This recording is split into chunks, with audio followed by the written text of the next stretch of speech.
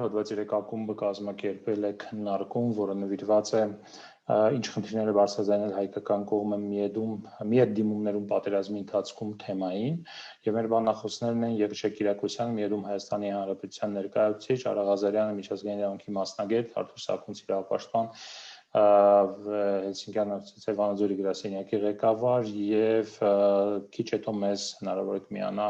Ազգային ժողովի Լուսավոր Հայաստան խմբակցության պատգամավոր Տարոն Սիմոնյանը։ Մենք խոսելու ենք իրավական, ինչ որ առումով նաեւ իրավական թեմաների մասին, պատերազմի այն կողմը, որը որ բարձրաձայնվել այն խնդիրները, որոնք որ բարձրաձայնվել են մարտիրամների դատարանում Հայաստանի կողմից եւ ինչ փորձել ենք հասկանալ ինչ վիճակում են գտնվում այդ դիմումները, գանգատները եւ ուր են հասել դրանց քննությունը։ Շնորհակալ եմ հարգելի բանախոսներ, հարգելի գործընկերներ մեզ միանալու համար։ Ես սկզբից խոսք կտրամադրեմ պարոն Կիրակոսյանին, որպեսզի մեզ ընդհանուր ներկայացնի այս ընթացքում ինչ է բարձրաձայնել Հայաստանը միեդում, ինչ խնդիրներ, ուր ենք հասել այդ բարձրաձայնման գործընթացում, այդ գանգատների դիտարկման կամ այդ դիմումների դիտարկման գործընթացում եւ մյուս արդեն մեր մյուս բանախոսները կկիսվեն իրենց դիտարկումներով։ Խնդրեմ պարոն Կիրակոսյան։ Շնորհակալություն։ Իհարկե կարծում եմ արդեն իսկ հրապարակային մահագին բան ասվել էր Եվրոպական դատարան, թե ինչ բնույթի պահանջներ են ներկայացրել Հայաստանի կողմից այս վերջին 2 ամսվա ընթացքում, բայց ընդհանուր ամփոփեմ, սկսած առաջին օրվանից 27-ից սեպտեմբերի եւ առաջին դիմումը, որ ներկայացվել էր միջանկյալ վերաբերյալ դիմումներ, որի հիման վրա բավարարվեց արդեն որոշում կայացրել դատարանը 29 սեպտեմբերի, այնուհետև երկրորդ որոշումը եղավ հոկտեմբերի 6-ին եւ սկսած այդ սեպտեմբերի 27-ից ամբողջ մեկ ամսվա ընթացքում կարելի ասել գրեթե ամեն ռեժիմով ներկայացնում էին իլրուման մեր ներկայացրած դիմումին, սկզբնական միջանկյալ մասին դիմումին եւ արդեն կայացրած որոշման իլրուման լրացուցիչ ապացույցներ եւ լրացուցիչ փաստարկներ, որոնք հիմնավորում էին Ադրբեջանի կողմից միջանկյալ ինչպես նաեւ կոնվենցիայի խախտումների, նաեւ մարդասիրական իրավունքի խախտումների մասին։ Այդ բարձր խոսքը գնում էր առաջին հերթին պարբերական թիրախավորումները քաղաքացիական օբյեկտների, քաղաքացիական բնակավայրերի թիրախավորումը քաղաքացիական անձանց եւ նաեւ ներկայացվել են բավականաչափ ապացույցներ, որոնք վերաբերում էին Թուրքիայի ներգրավվածությանը վարձկանների օգտագործման միջոցով եւ դրանք որ ընթացած արդեն հոկտեմբերի ընթացքում առաջին 2-3 շաբաթվա ընթացքում 2-3 շաբաթվա ընթացքում ավելի այսպես ասած ապացույցները բազմապատկվեցին։ Հաջորդ փուլը կարելի ասել, երբ որ կամ հաջորդ տեսակի պահանջները, որ եվրոպական դատարան ներկայացրել են, վերաբերում են ադրբեջանական իշխանության կամ վերահսկողության ներքո անցած քաղաքացիական կամ զինվորական անձանց առաջին դիմումը ներկայացրել ենք հոկտեմբեր ամսին դեռ եւ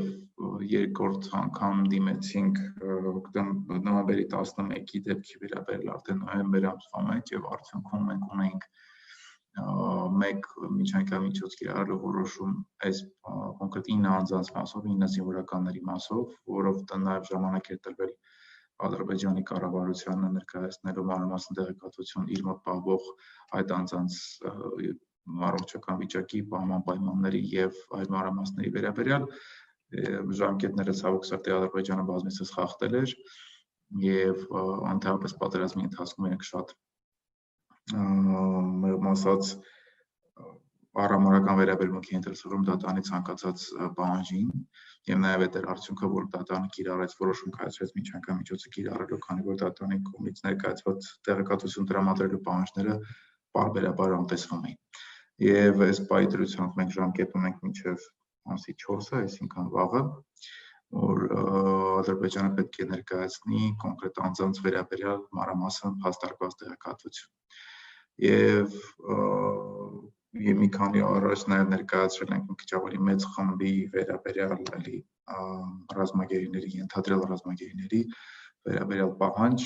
այս բանի մանրամասները դեռ չեմ բացի, մինչև որ չստանանք ավելի հստակեցումներ։ Թերևս այսքանը, որովհետև հիմնական ներկայացված պահանջները վերաբերում են հրատապի միջանկյալ միջոց կիրառելու պահանջներին,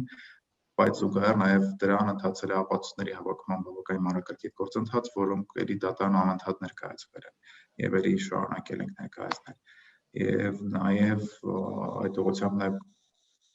նաև աշխատանքներ են տարվում շարունակական ապացույցները հավաքելու եւ ամբողջականացնելու ուղղությամբ։ Այսքանը, եթե հարցեր լինեն կպատասխանեմ։ Շնորհակալություն։ Պարոն Ղազարյան, խոսքը ձեզ եմ փոխանցում,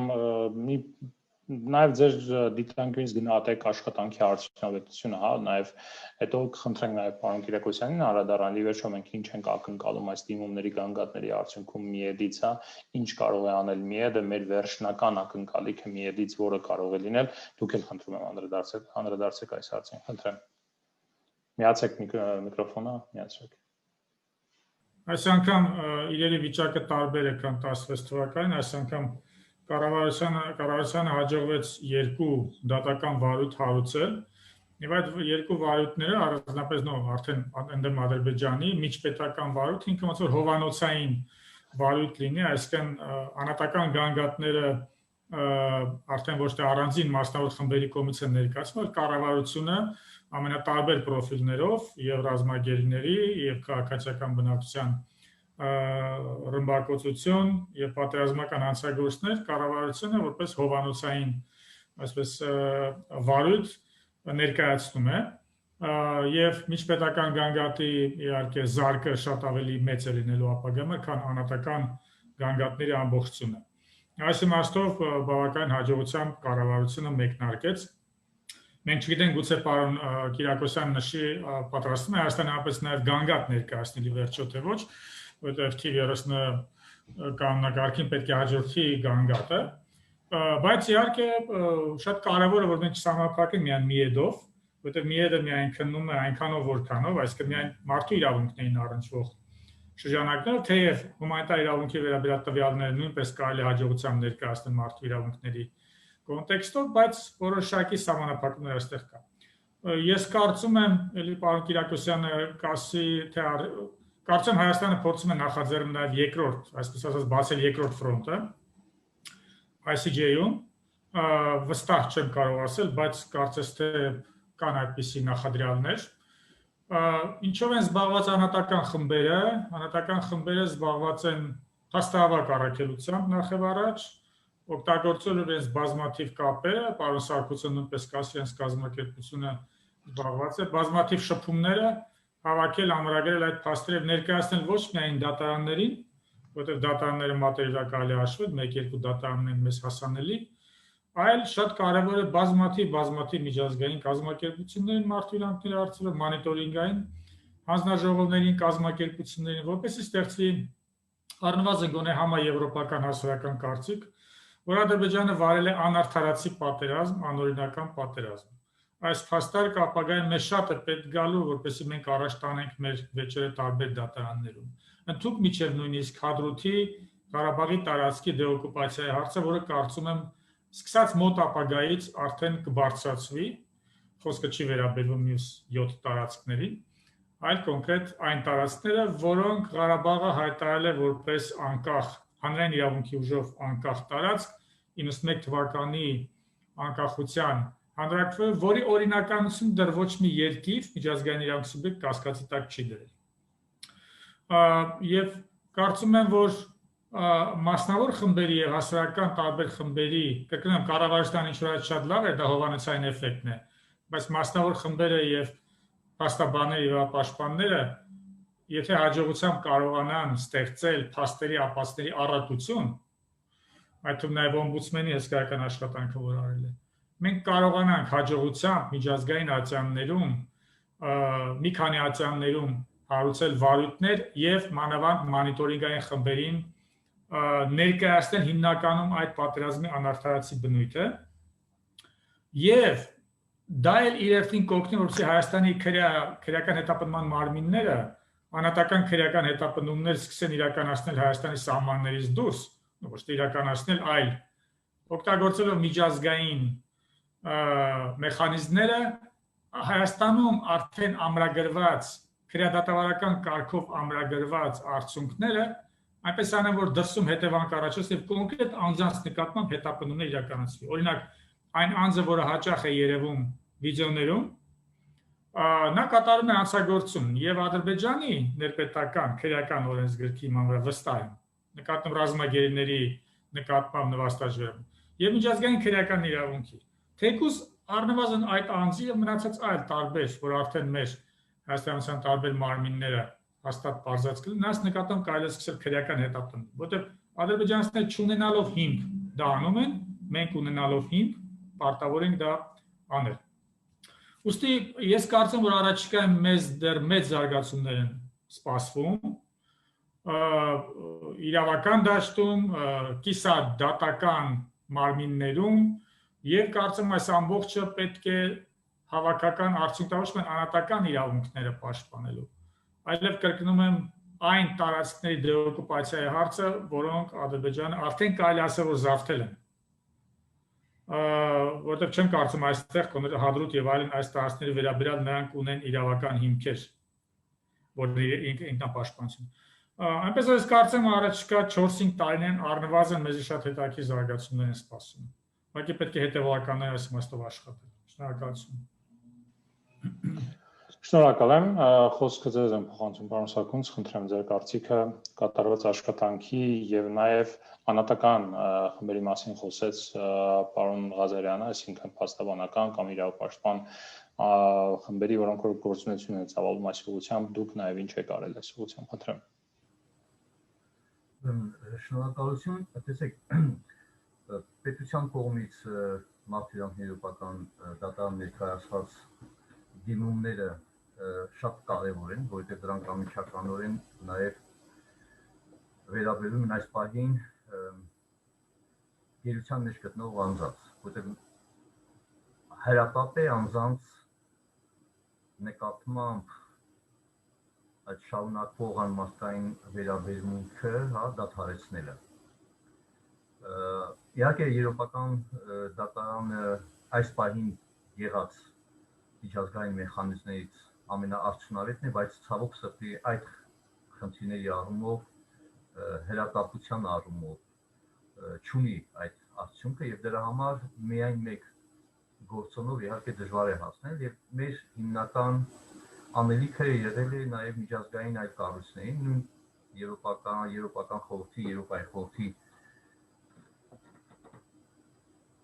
մարդու իրավունքների հանձնակատարի մեր գործընկեր կազմակերպությունների կողմից ռազմագերիների նկատմամբ վերաբերմունքի այդ փաստերը ներկայացնելը եւ արձագանք կամ նրանց կողմից մոտեցումները, որպեսզի հնչեցվեն։ Իրազեկումը շատ կարևոր է։ Նմանապես նաեւ ՄԱԿ-ի մարդու իրավունքների գերագույն գլխավոր հանձնակատարի դերասենյակի նմանապես նաև միջազգային իրավապաշտպան կազմակերպություններ։ Դուք արդեն տեսաք երեք հրապարակվեց Human Rights Watch-ի կողմից ռազմագերիների նկատմամբ զեկույցը, որը արդեն ինքնին կարող է հենց պետությունը որպես լրացուցիչ փաստարկ, եւ բավական լուրջ փաստարկ, դա ոչ թե հայաստանյան կազմակերպության արդեն դիրքորոշումն է, որը կարող են ասենք թե համարել սուբյեկտիվ իր, այլ դա միջազգային հեղինակավոր իրավապաշտպան կազմակերպության զեկույցն է, մոտ գնահատականներն է, որը բավական լուրջ ուրեմն կարա փաստարկ լինի եւ ուժեղացնի պետության կողմից եւ առանձին ուրեմն ռազմագերիների գործով գիտենք փաստաբանական խմբերը, պարոն Ղազարյանն դրանց մասին կարող է ասել, երբ որ առանձին ռազմագերիների մասով ներկայացնում եք կանգատները, ակնկալում ենք նաեւ Amnesty International կողմից ուրեմն նմանատիպ զեկույց, արդեն մենք գոնե ստացել ենք արձագանք, որ նրանք լրացուցիչ ուսումնասիրություն կկատարեն, որտեղ տեսեք այդ տեսանյութերը եւ այդ փաստերը ուրեմն հաստի հրապարակում մեկ այլ բան է, բայց նրանք պետք է ուրեմն լրացուցիչ ստուգումներ, լրացուցիչ ճշտումներ անեն իրենց օբյեկտիվ պատկերը ստանալու համար։ Շատ կարևոր է իմ համոզմամբ, որ էթնիկ ատելության հիմքով այդ հանցագործությունների կատարման փաստարկը եւ դա հետ կապված ուրեմն հատկապես ադրբեջանական մամուլով, հա, հրապարակումները եւ այլն, եւ հատկապես պաշտոնական անձանց կողմից հրապարակումները որպես փաստարկներ ներկայացնեն։ Մենք հիմա սկսել ենք այդ մշտադիտարկումը, այսինքն տվյալներ, որտեղ մինչև պատերազմը այդ էթնիկ ատելության դրսևորումների մասին կային բազմաթիվ եւ նաեւ օմբուդսմենի կողմից է իրականացվել, բայց պետք է շարունակել այդ աշխատանքը։ Այսինքն նկատում եմ, որ այս դրսևորումները ունեն ակնհայտ էթնիկ ատելության հիմքով, հա, այդ շարժառիթները եւ դրդապատճառները։ Մենք փաստահավաք առաքելություն ենք մեր գործընկերների հետ իրականացնում բացասարակության հիմնադրամի աջակցությամբ պատերազմական գործողությունների հետևանքով իրենց բնակավայրերը թողած, ապաստանած Հայաստանում ապաստանած մարդկանց շրջանում եւ բավական շատ ակտիվ ուրեմն այդ տվյալները հավաքագրվում են եւ որոնք լրացուցիչ հետո ուրեմն հիմնավորումներ կլինեն արդեն այդ պատերազմական հանցագործների եւ պատերազմական գործողությունների հետևանքով մարդկանց վրա ինչ ազդեցություն ունեցել, որտեղ այնտեղ ինքը բավական շատ բազմապրոֆիլ է տվյալները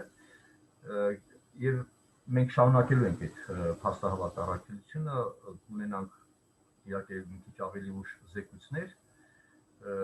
բայց ամենից կարևոր առաքելություն իրավապաշտպան կազմակերպությունը, որպեսզի միջազգային այն կառույցները, որտեղ որ Հայաստանի Հանրապետությունը եւ Ադրբեջանի Հանրապետությունը ուրեմն որպես անդամ պետություն են եւ ունեն պարտավորություններ, ապա այնտեղ իրազեկված լինեն, թե ինչ է տեղի ունենում, հա, առնվազն նրանց մասնակից դարձնել, նրա ակնկալել նրանց դիրքորոշները, որտեղ այդ մթնոլորտն է կարևոր։ Անհայտ կորածների հետ կապված ենք ուրեմն մտածում, որ բացի այն, որ փաստերը հավաքագրել են, նաև ՄԱԿ-ի ուրեմն համապատասխան մեխանիզմ կա անհայտ կորածների հարցերով զբաղվելու, բացի միջազգային Կարմիր խաչի, որ պետք է ուրեմն անպայման գործի գցել։ Այսինքն պատերազմը սկսելը կամ պատերազմ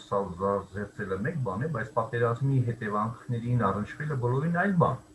Այնպես չի, որ ասենք ամեն ինչ ռազմաճակատում կամ պատերազմի ժամանակ ասենք թե արվեց, հա, ու անհետևանք մնաց։ Խնդիրը հետևանքների համար պատասխանատվության մասին է խոսքը, պատերազմական հանցագործությունների, եւ այս առումով մենք իհարկե լուրջ դերևս անելիքներ ունենք, նկատում ենք փաստահավաքը, իրազեկումը, ներգրավումը, մասնակից դարձնելը եւ ի վերջո նաեւ վերաբերմունք ձևավորելը այդ ամեն ինչի ուղղությամբ, սա ուղղությամբ անում ենք, աշխատանքները շարունակվում են։ Դրա այդ ամենը իմ համոզմամբ նաեւ կունենան քաղաքական ազդեցություն, եւ պետք է ունենան քաղաքական ազդեցություն պետության կողմից, երբ որ դրանք պետք է կարողանան նաեւ օգտագործել։ Նկատում եմ այդ փաստարկները, իրավական գնահատականները ունեն նաև քաղաքական նշանակություն։ Սա ցանկություն է իհարկե եւ ակնկալիք, բայց բոլոր անհրաժեշտ այս պահին գործողությունները իհարկե արվում են։ Ընդհանրապես սա ասեմ։ Մենք շատ բաների մասին չենք ընթացքում տեղեկացնում, որտեղ այս դա իմաստ չունի հիմա ասենք թե ում ենք նամակ գրում, ինչ ենք անում եւ այլն, հա, բայց կարևորը արդյունքներն է, որը թեկուզ մի քիչ ուշ, բայց արձանագրվում է եւ համոզված եմ, որ կունենանք այդ արձագանքները եւ վերաբերմունքը։ Ուղղակի հիշեցնեմ, որ պատերազմական գործողությունների ընթացքում բազմիցս հասարակական մեր կազմակերպությունների կողմից ամենատարբեր մարմիններ, ուրեմն ահաբեկիչների ներգրավման, ահաբեկիչների ներգրավման, երեխաների իրավունքների խախտման, արգելված սպառազինությունների ուրեմն կիրառման, հենց գեյների վերաբերյալ ուրեմն վերաբերմունքի վան բոլոր միջազգային կառույցներին պարբերական մենք ուրեմն իրազեկումները կատարել ենք եւ հիմա պատերազմական գործողությունների դադարից հետո նույնպես շարունակում ենք դա իրականացնել։ Շնորհակալություն, պարոն Սաքունց։ Պարոն Կիրակոսյան, ես խնդրեմ անդրադառնալ այն հարցին, թե ի վերջո Հայաստանը ինչ է ակնկալում այս հայցերում, հայցերի միջոցով կամ վերջնարդյունքը, որ մենք ուզում ենք, ցանկանում ենք հասնել, որն է, եւ եթե չեմ սխալվում, Թուրքիան կարողացել էր հասնել նրան, որ միջանկյալ միջոցներից մեկը դադարեցվի իր նկատմամբ կիրառված, ինչի մասին է այստեղ խոսքը, խնդրեմ դա էլ պարզաբանեք եւ այս հարցերին անդրադարձեք, ընդհանրապես եթե հարցեր լինեն, կասեմ, խնդրեմ։ Այո, պատրաստվում են ներկայացնել Հայաստանի Հանրապետությունը կանգնած միջպետական եւ ժամկետների մասին չասեմ, բայց այսպես բայն անմիջական գործընթացը գնում է։ Եվ դրա հետ կապված նաև ասացիք Թուրքիայի նկատմամբ կիրառված որ միջանկյալ միջոցի հանելը, այո, դա վերացրել է դատարանը Թուրքիայի միջանկյալ նկատմամբ կիրառած արդեն միջանկյալ միջոցը, խոսքը վերաբերում էր հոկտեմբերի 6-ի կիրառած միջանկյալ միջոցի մասին, կարծում եմ պարզ է ինչի է դա կատարվել, քանի որ արդեն իսկ կարելի ասել ռազմական գործողություններ չեն ընթանում երևի այդ տրամաբանության մեջ, բայց ամեն դեպքում Ադրբեջանի կողմի նկատմամբ Հայաստանի նկատմամբ կիրառված այդ միջանկյալ միջոցը, որը վերաբերում էր ամենասկզբնականը, դա շարունակում է գործել եւ նաեւ այն մյուս միջանկյալ միջոցը, որը վերաբերում է ռազմագերիներին։ Իհարկե ռազմագերիների հարցով այս մեխանիզմը համաձայն են, որ միակ մեխանիզմը չէ սա, ավելի ճիշտ ասենք, օժանդակ կամ ապահովող միջոց է, պարզ է, որպեսզի մնացած մեխանիզմները կարողանան նորմալ աշխատել, այսինքն քաղաքական մակարդակում պայմանավորվածություններ ձեռք բերվեն եւ իրականացվեն, ինչպես նաեւ ուղիղ կամ միջնորդ պետությունների միջոցով խոսակցություններ գնալը եւ պայմանավորվածությունները կատարածվեն։ Այսինքն եվրոպական դատարանը այն մեխանիզմը չի, որի միջոցով կարողանանք ցավոք սրտի դա իրականացնել, դա ապահովող երաշխավորող մեխանիզմ է, օժանդակ միջոց, բայց ամեն դեպքում շատ կարևոր է կարծում եմ։ Եվ նաև խոսք գնաց այլ միջոցների կամ այլ մեխանիզմների մասին, հիշեցնեմ, որ այս նոյեմբեր ամսվա մեջ, նոյեմբերի 13-ին արտաքին գործերի նախարարության կողմից հրապարակվեց մամլո հաղորդագրություն, համաձայն որի արտաքին գործերի նախարարությունը նամակով դիմել էր Ադրբեջանի Հանրապետությանը, նշելով հատկապես որ վերջին տասնամյակների ընթացքում Ադրբեջանի որդեգրած քաղաքականությունը եւ գործողությունները կողքորեն խախտում են ռասայական խտրականության բոլոր ձևերի վերացման մասին 1965 թվականի կոնվենցիա։ Եվ մասնավորապես կոչեր արվում դադարեցնել այդ խախտումները, այնտեղ թվարկվում էին հայտարարության մեջ կոնկրետ թե ինչ խախտումների մասին է խոսքը, մասնավորապես հակահայկական տրամադրությունների տարածում, հակահայկական քարոզություն վերացնելու ուղղությամբ արդյունավետ միջոցների ձեռնարկում, պետական մարմինների կամ հանրային հեռուստատեսության կողմից հայերի նկատմամբ ռասայական խտրական վերաբերմունքի խրախուսելը, էթնիկ հայերին իրենց անձնական իրավունքներից խտրական զրկելը եւ այլ ուղղություններով, նաեւ ներառյալ մշակութային հուշարձանների ոչնչացման ուղղված քայլերը եւ այլն։ Եվ կոչեր արվում դադարեցնել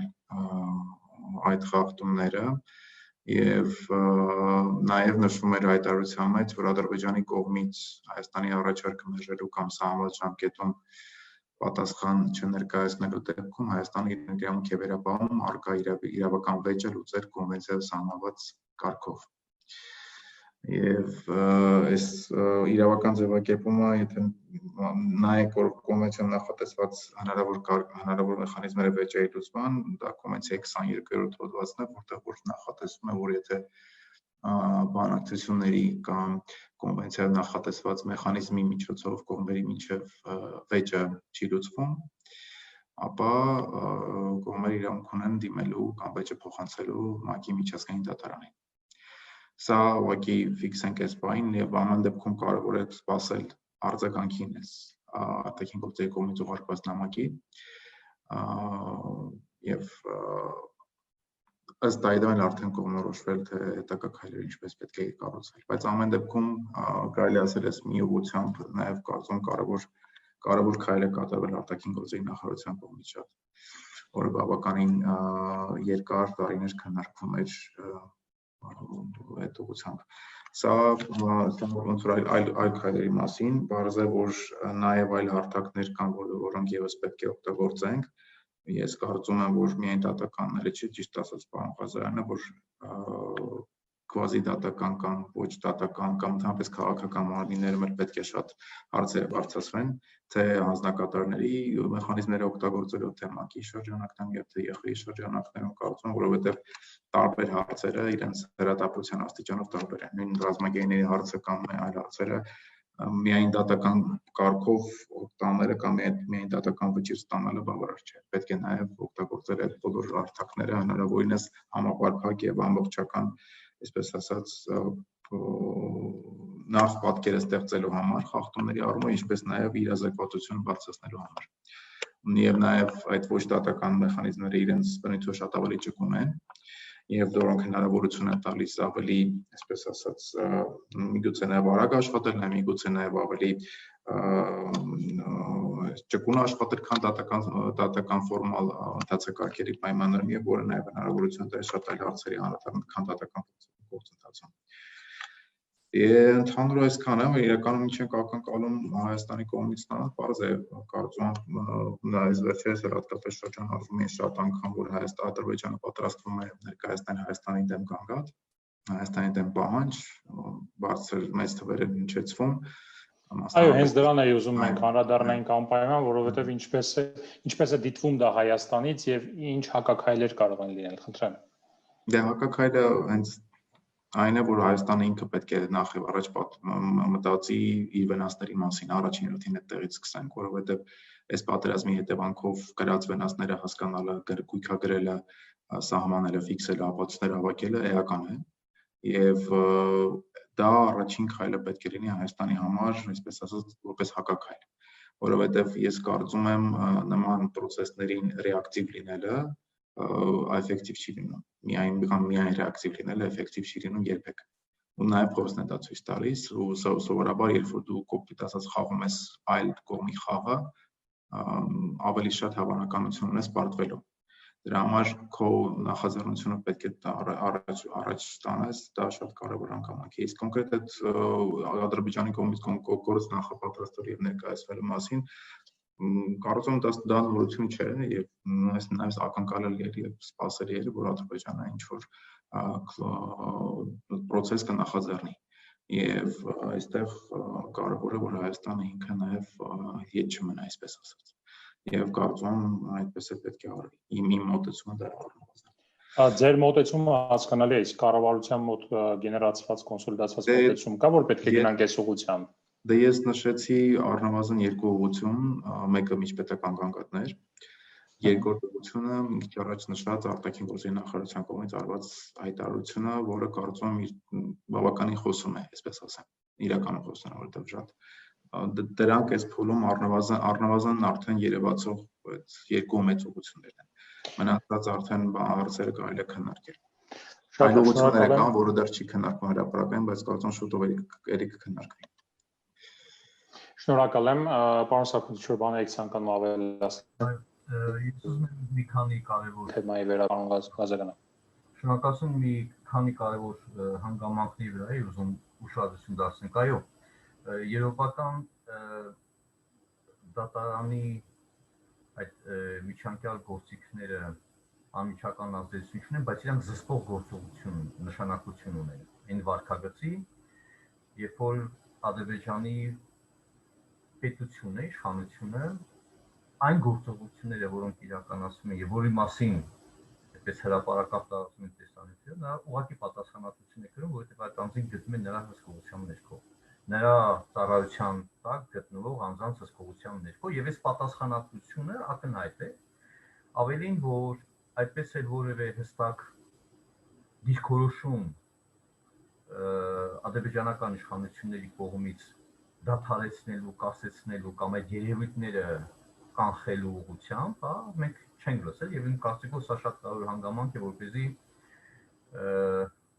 ուշադրություն դարձվի։ Ես կուզենայի Թուրքիայի նկատմամբ միջանկյալ միջոցի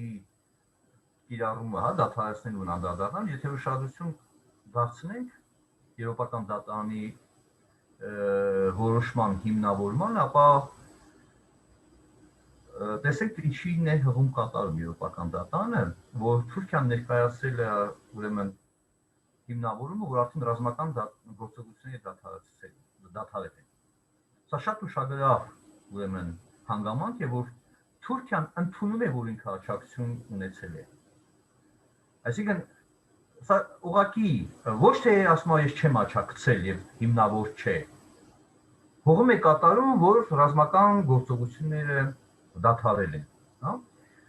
Իմ համոզմամբ այստեղ բավական լուրջ աշխատանք կատարելու, որտեղ հետագա ուրեմն գանգատի ուրեմն հիմնավորման, որտեղ շատ ես ուղղակի նույնիսկ զարմանում եմ, որ նման կերպ են պատասխանել, հա, ոչ թե հերքել են կամ բան։ Եվ մյուս կողմից, բայց մյուս կողմից էլ հենց ռազմական գործողությունների դադարեցման փաստի հիման վրա եվրոպական դատարանը Ադրբեջանի նկատմամբ միջանկյալ միջոցը չի վերացրել։ Այսինքն այնուամենայնիվ պատերազմի հետևանքների եւ պատերազմական, հա, գործողությունների ազդեցության ուրեմն այդ գործողությունը շարունակվում է։ Այսինքն այստեղ շատ ուշագրավ է, որ իմ կարծիքով այստեղ եվրոպական դատարանն էլ որոշակի հարցեր ունի։ Թե ինչպես է մի դեպքում, երբ որ պատերազմական գործողությունների դադարման հիմքով միջանկյալ միջոցը Թուրքիայի նկատմամբ վերացնում է, բայց մյուս կողմից, հա, դեռ շարունակում միջանկյալ միջոցը, որը կիրառվել է պատերազմական գործողությունների ժամանակ, շարունակում է կիրառվել Ադրբեջանի նկատմամբ։ Սա շատ բավական լայն դաշտ է ստեղծում իմ համոզմամբ գանգատների ներկայացման եւ նաեւ Թուրքիայի ուղղակի պատասխանատվության, հա, այդ հարցը իրավական դաշտում քննարկման առարկա դարձնելու համար, որտեղ Թուրքիան պետք է արդեն շատ չարչարվի իր այս հիմնավորման հետ կապված եւ լուրջ խնդիրներ ունենա։ Պետության կողմից ներկայացված դիմումի հետ կապված երևի թե դիմումը պետք է շատ ավելի շուտ ուղարկել, ուղղակի սա նկատառում, թե ինչու համար է ասենք ավելի շուտ ուղարկել, չգիտեմ, բոլոր դեպքերում սա պետք է առանձին հարց է, բայց Ռամիլ Սաֆարովի վերաբերյալ գործը եվրոպական դատարանի կողմից, հա, Մարգարյանի սպանության գործով, իմ կարծիքով բավական շատ լուրջ գործոն է, որպեսզի մեր կողմից կիրառվի, որ դեռևս այսինքն այս պատերազմի սանձազերծումը հանդիսանում է էթնիկ ատելության, պետական մակարդակով էթնիկ ատելության շարունակական քաղաքականության որպես արդյունք, հա։ Մի բան էլ կուզենայի ուշադրություն դարձնենք, որ եվրոպական դատարանը կարծես թե դարձել է մրցակցության տեղ Ադրբեջան-Հայաստան։ Նկատում եմ Չիրագով ընդդեմ Հայաստանի, Սարգսյան ընդդեմ Ադրբեջանի, եւ այս առումով մենք ունենք լուրջ խնդիր, որպեսզի համաձայն եմ պարոն Կիրակոսյանի հետ շատ ակտիվ նախաձեռնողականություն լինի, որովհետեւ ոչ միայն եվրոպական դատարանում գործելու, այլ նաեւ միջազգային այլ, թեկուզ այդ միջազգային քրեական այդ դատարանում հարցերը բարձրացնելու, որովհետեւ մթնոլորտը քաղաքական ձևավորվելու են այդ իրավական նաեւ ընթացակարգերից։ Թե նրանք ինչքան կշարունակեն, հարցը դա չի։ Հարցը կայանում է նրանում, որ պետք է կարողանալ այսինքն նախաձեռնողականություն ցուցաբերվի, եւ այստեղ դիվանագիտական աշխատանքը բավական կարեւոր է։ Քաղաքական դիվանագիտական աշխատանքը որոշում կայացնող պետությունների եւ մարմինների հետ, բայց ինչ ասեմ, փաստերը առավել քան բավարար են, որպեսզի դրանք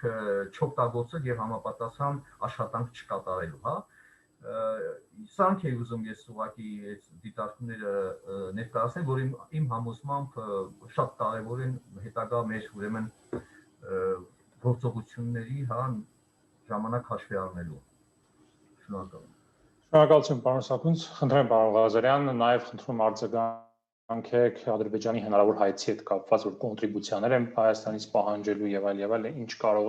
արդյոք կարող են նման բան անել, այսինքն որքան վերատեսական դակ եւ ինչ կարող է անել Հայաստանը հակընդդեմ որպես քայլեր, խնդրեմ։ Միացրեք միկրոֆոնը, պարոն Ղազարյան։ Կոնտրիբուցիա պահանջելը դա իրավական գործընթացի շրջանակում չի արվում, դա կարելի ամենայն հավանականությամբ, եթե արվի խաղաղության պայմանագրի շրջանակներում, բայց քանի որ ստատուս քվոն վերացավ, կողմերը ըստ էության եկել են այնպիսի դաշտ, որը հավասարապես կարգավորվող է, եւ այստեղ երկուսն էլ հավասար հնարավորություն են, Հայաստանը կարող է իր պահանջը բնականաբար բերել կոնտրիբուցիայի առումով, եւ կա նույնիսկ միջազգային փորձ, երբ որ որոշվել է, որ երկու կողմերն էլ ավելի լավ է, որ այդ պահանջից հրաժարվեն։ Ինչ վերաբերում է իրավական գործընթացով, ապա այստեղ Ադրբեջանի համար շատ քիչ հնարավորություններ են ես դիտում, տեսականորեն, նույնիսկ պրակտիկորեն, դա կարող է լինել, եվրոպական դատարանի մասին մոռանանք, այնտեղ էլի կրկին մարդու իրավունքների հիմքով կարող է բերել որոշակի պահանջ, բայց դա կլինի շատ քիչ,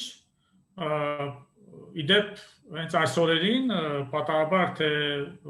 նախատեսված էր նախաների կոմիտեն քննում է Շիրագովի եւ Սարգսյանի գործերը վճռների կատարումը, որի վերաբերյալ դեռ տարիներ առաջ ասել որ վերջնական կատարվի խաղաղության պայմանագրի արկայության պայմաններում։ Առայժմ դեռ մեխանիզմներ են մշակվում, թե ինչպես փոխհատուցումները կազմակերպեն, ընդհանուր միջև ինչպես Կիպրոսում թաղամասեր կառուցել փախստականների համար եւ այլն։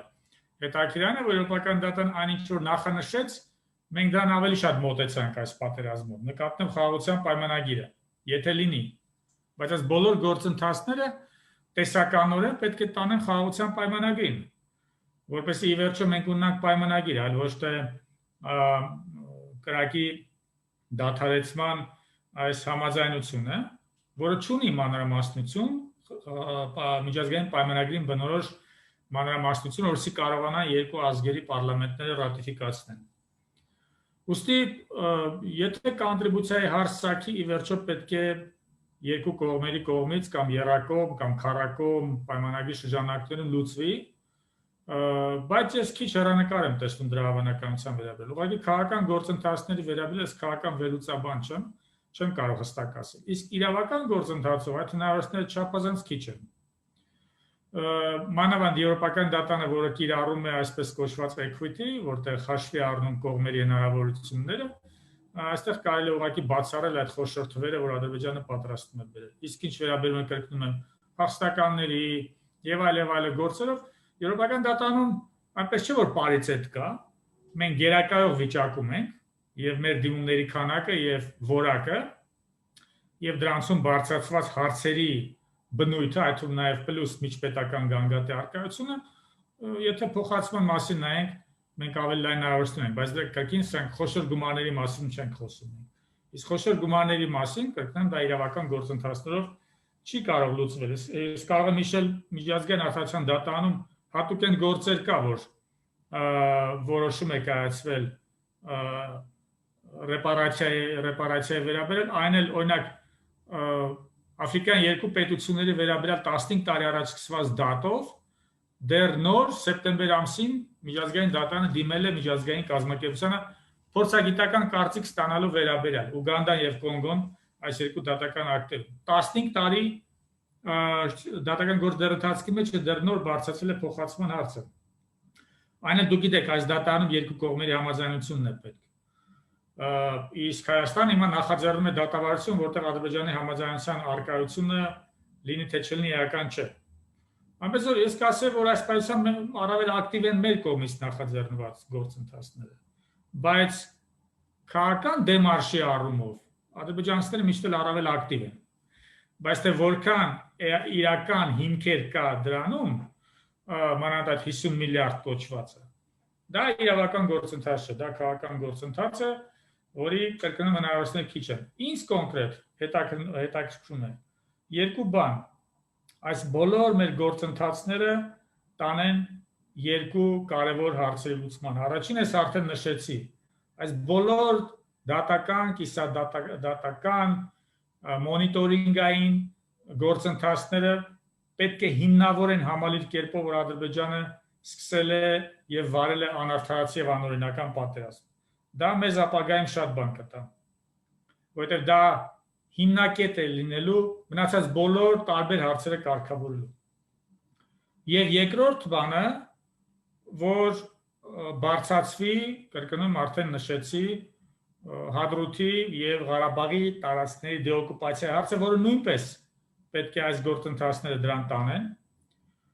Եվ մանավանդ հիմա առաջիկայում աշխուժանալու են նոր տեսակի դատավարությունները գույքային իրավունքով, կապված բազմաթիվ բիզնես տարածքների, ես չեմ ասում նրանց իրավունքների դադարեցումով, բայց դրանք օգտագործելու անհնարինությամբ կլինեն ինձ գանգատների առատություն, միգուցե կառավարությունը դա էլ իր ձեռքը վերցնի, բայց կառավարությունը ի վերջո զսպանակ չէ, որ այդ ռեսուրսները ամբողջությամբ կարողանա իր մեջ վերցնել, ես պատկերացնում եմ ծանր բեռ է, դրա համար մասնավոր խմբերը կարծեմ այդ ամեն ինչը կվերցնեն իրենց ձեռքը, բայց գույքային իրավունքի շրջանակներում ես ուսումնասիրեցի նախադեպեր, այստեղ հարց է բարձրանում նախ եւ առաջ կրկին օկուպացիա է տեղի ունեցել, թե տեղի չի ունեցել։ Տեսեք, ասած ինչը, ամենատարբեր նյութայրավական հիմքերով, որ խորանում ենք, մենք հանգում ենք ի վերջո այդ պատերազմը անարդարացի էր, թե արդարացի էր, օրինական էր, թե անօրինական էր, օկուպացիա էր Ադրբեջանի կողմից, թե ոչ։ Ուղիղ հակառակ արդեն իրավիճակն է ստեղծվել։ Ինչ որ կար մինչև պատերազմը։ Հիմա Ադրբեջանը կաշխատի ստատուս քվոն ձգձգել, այդ դեպքում մեր արգումենտները կզարգանան։ Այնինչ որ մենք էինք առաջանում եւ կանգնեցինք այս տխուր իրավիճակի առջեւ։ Իրավաբանորեն այն կողմն է խոցելի, որը ստատուս քվո է ձգձգում։ Հիմա Ադրբեջանը այդ խնդիրն է։ Նշանակում է իրավաբանորեն, եթե առաջ մենք էինք խոցելի, հիմա իրավաբանորեն մենք բավական առավելություն ենք ստանում, մանավանդ որ ապացույցները բավարար չափով ֆիքսված են եւ նույնիսկ կան պետություններ, որոնք իրենք են նախաձեռնել ապացույցները հանրայնացնել, ինչպես Ֆրանսիա եւ Ռուսաստանը կապված ահաբեկիչների ներգրավմանը։ Սա էլ մի թեմա է, լուրջ թեմա։ Նույնպես իրավական մի առանձին հարթակ է ահաբեկչության ֆինանսավորում եւ նույնպես տանելու է կրկին հանգեցնելու որ պատերազմ անարդարացի պատերազմ եղել, այսինքն ՄԱԿ-ի կանոնադրության խախտումով պատերազմ։ Ահա այս ամենավերջին իմ համար ամենակարևոր նպատակը դա է։ Իհարկե անհատական գանգատներն դրանք շատ կարևոր են մարդկանց անհատական իրավունքները վերականգնելու։ Բայց ես շատ կուզենայի, որ ի վերջո դրանք տանեն այդ գաղափարին, որոնք հետագայում Հայաստանին կտան բավական լավ հիմքեր, եթե խաղաղության պայմանագրի շուրջ բանակցություններ սկսվեն։ Իսկ դա ի վերջո այս ամբողջը պետք է հանգեցնի դրան։ Կամ էլ պետք է ընդունենք, որ պատերազմը չի դադարել դե ֆակտո։ Այսքանը ես կասեմ։ Շատ բաներ տեսական են առայժմ դեռ, բայց ես լավատես եմ այդ հարցերում։ Շնորհակալ եմ հարգելի գործընկերներ եւ որպես նաեւ ամփոփում մեր քննարկման յուրաքանչյուր 2 րոպե խնդրում եմ անդրադարձեք այն մասերին գուցե թեմայի, որին չեք անդրադարձել եւ կուզեիք ամփոփելով անդրադառնալ, Պարուսակուն, ձեզանից սկսենք, խնդրեմ։ Շնորհակալություն, ուղղակի կոնտրիբուցիայի կամ ռազմատուգանքի հետ կապված ես ասեմ, որ դա հիմնականում այսպես կոչված քաղաքական պայմանավորվածությունների շրջանակում է, ես չգիտեմ, գուցե գերները կասեն, արդյոք կարող է նման հասկացություն իրավական որևիցե ատյանում լուծի, որտեղ եւ սովորաբար արվում է, ասենք թե եթե հիշենք պատմությունը, ապա սովորաբար եղել է, որ ագրեսորը պարտվել է եւ նրան որպես ագրեսիայի դիմաց, որպես վնասի դիմաց փոխհատուցման էթնիսիզմն է աշխատել։ Եվ պարոն Ղազարյանի ասածը, որ իրապես պետք է հիմնավորել եւ իրապես դա բոլոր հիմքերը կան Ադրբեջանի կողմից այս ագրեսիայի փաստը ինքը արդեն իսկ այդ կոնտրիբուցիայի կամ ռազմատուգանքի խնդիրը բավական կասկածելի է դարձնում, Ուզում ասեմ նաեւ այս իրավական գործընթացները որոշ ինչ նշանակություն ունեն հիմա, որ պետք է եւ արվում է եւ պետք է շարունակել անել։ Մի առանձին հարց է, որ մենք պետք է գիտակցենք։ Միջազգային իրավական մեխանիզմները, թե մարդու իրավունքների եվրոպական դատարան, թե քրեական դատարան, թե տարբեր ուրեմն կառույցներ եւ այլն, դա այն անհրաժեշտն է, այն նվազագույնն է, կներեք, որ հիմա պետք է անել առաջի հերթին իհարկե գերության մեջ գտնվող անձանց շուտապույտ ազատելու մթնոլորտ ստեղծելու համար, որտեղ միջազգային կարմիր խաչը, որը իրական մեխանիզմ է, նրա աշխատանքի համար պետք է ստեղծվի նպաստավոր իրավիճակ, երբ որ տվյալ դեպքում ադրբեջանական կողմը ճիշտ է հայտարարեց, որ ինքը բոլորի մեխանիզմով պատրաստ է, բայց դա իրականություն դարձնելու համար պետք է ուրեմն ստիպված լինի կամ հասնել նրան, որ նա ինքը հայտարարությունից անցի նաև գործողության եւ միջազգային կարմիր խաչի մանդատը սկսի գործել եւ այդ բոլորի դիմաց այդ մեխանիզմը գործի սկսի։ Սա մեկ։ Երկրորդը, որ իրավական այս բոլոր գործընթացները եւ այդ փաստահավաք եւ տվյալները եւ ներկայացումը սա այն անհրաժեշտ գործողություններն են, որ Հայաստանի խոսքը որպես քաղաքական ինքնիշխան մարմին, ունենա հզոր արգումենտներ, որտեղ այս հարցը Սա այն մեխանիզմն է, որը որոշի քաղաքական նպատակահարմոնության նաև չի ենթարկվում, եթե սա ասեմ, հա, այդ տվյալների հավաքագրումը, ներկայացումը եւ պահանջների ձևակերպումը եւ այլն, սրանք անհրաժեշտ են, որպեսզի մենք կարողանանք այս իրավիճակը նաև հաղթահարենք, հա, այնպես որ ես իրապես համաձայն եմ պարոն Ղազարյանի հետ, աշխատանքի շատ լայն դաշտ կա եւ անելիքներ շատ կան, ուղղակի այստեղ պետք է շատ կարեւոր մի գիտակցում, որ այնտեղ որտեղ ռեսուրսները չեն բավարարի, ենթանիք իշխանության կամ կառավարության անկախ նրանից թե ով այդ լիազորությունները իրականացնի, կամ հանրային բավական շատ տարբեր ռեսուրսներ, որոնք պետք է ներգրավել եւ այստեղ համագործակցային աշխատանքը առավել քան պահանջված է, առավել քան անհրաժեշտ է, որպեսզի մենք նույն ուղղությամբ շարժվենք եւ նույն նպատակներին հասնենք, հա, այստեղ խնդիրը ամեն րոպեվա բանի մասին չի, չնայած դա էլ անհրաժեշտություն կա, բայց իրապես որոշակի համագործակցված աշխատանքի անհրաժեշտությունը եւ գիտակցումը, թե ինչի համար է այս ամեն ինչը արվում, սա պետք է երևի թե դառնա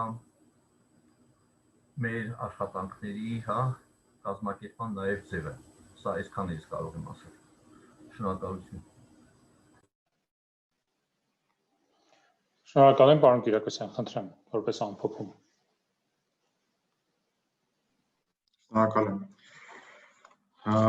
Ամփոփելու համար վերջից եթե սկսենք, իրականում համաձայն եմ համագործակցված աշխատանքը շատ կարևոր է, որովհետև իրականում բազմաշերտ է այս ամեն ինչը։ Իրավարությունը նախաձեռնությունները շատ ունի այս պահին ընթացքի մեջ են, բայց կարծում եմ պետք է նաև մենք էլ բացենք ու նաև այս պահին նաև աշխատում ենք փաստաբանների խմբի հետ, բայց կարծում եմ ավելի կարող ենք ինտենսիվացնել այդ աշխատանքը, նաև փաստավակ խմբերի հետ, նաև մարդու իրավունքներով զբաղվող կազմակերպությունների հետ, որովհետև շատ դեպքերում արած նախ պետք է նպատակներն լինեն, մեկը լինեն այս փուլում եւ տարբերություններով աշխատանքը ճիշտ է համակարգել է։ Եվ կապված բանի այդ Չիրագովի գործի հետ երկու բառ ասեմ, Չիրագովի գործի քննարկումը շուտ բանից էր նախատեսված, որ պետք է լինի դեկտեմբերին, բայց կարծում այս պայդրությամբ որոշում է այնպեսին, որ պետք է հետաձգվի հաջորդ տարի արդեն 2021 թվական կարծում եմ, եթե չեմ սխալվում հունիս, բայց ավելի մանրամասն երբ որ լինի կասեմ, բայց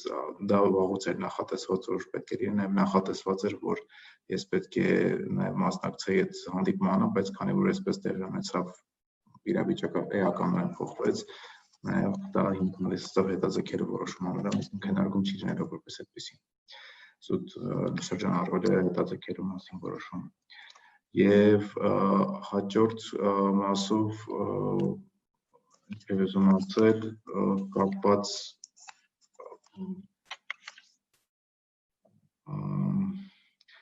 կապված ընդհանրապես